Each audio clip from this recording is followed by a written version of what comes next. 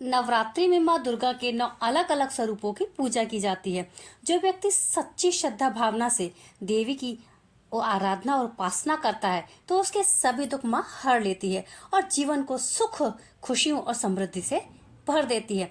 नवरात्रि में माँ देवी दुर्गा के 9 अलग अलग स्वरूपों की पूजा की जाती है। उसके साथ ही साथ माँ के अलग अलग स्वरूपों को 9 अलग अलग तरह का एक खास भोग अर्पित किया जाता है, जिससे माँ जल्दी प्रसन्न होती हैं और अपने भक्तों की सारी मनोकामनाएं पूरी करती हैं। तो क्या आप जानते हैं कि कौन सी माता को कौन सा भोग लगाने से माँ जल्दी प्रसन्न होती हैं और आपकी सारी मनोकामनाएं पूरी करेंगी? नवरात्रि का पहला दिन माँ शैलपुत्री को समर्पित है।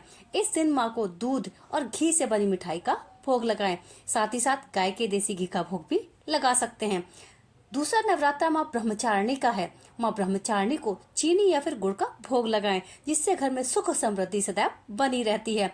तीसरे नवरात्र में माँ चंद्रघंटा की पूजा की जाती है। माँ चंद्रघंटा को दूध या मेवे से बनी मिठाइयों का भोग लगाएं, सारी मनोकामनाएं पूरी होती हैं। चौथे नवरात्रि में माँ कुष्मांडा की पूजा की जाती है। माँ कुष्मांडा को मालपुए का भोग लगाया जाता है, जिससे शुभ फलों की प्राप्ति होती है।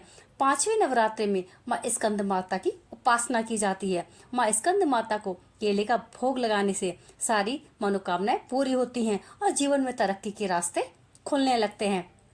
छठे नवरात्रि में माँ कात्यायनी की पूजा की जाती है। माँ कात्यायनी को शहद या फिर मीठे पान का भोग लगाने से जीवन में मिठास सदैव बनी रहती है और रिश्तों में आ रहे मनमुटाव खत्म होते हैं। सातवें नवरात्रि पर माँ कालरात्रि की पूजा की जाती है। माँ कालरात्रि को गुड़ का भोग लगाना शुभ और लाभदायक होता है। आठवें नवरात्रि में माँ गौरी की उपासना की जाती है और माँ गौरी को नारियल और हलवे पूरी का भोग लगाने से सारी मनोकामनाएं पूरी होती हैं और माँ हर संकट से आपको बचाती हैं। नौवें नवरात्रि में माँ सिद्धिदात्री की पूजा की जाती है। माँ सिद्धिदात्री को हलवे और चने का भोग लगाया जाता है। माँ आपकी हर मुराद पूरी करती है और जीवन को खुशियों से भर देती है, धन के भंडार भरती है।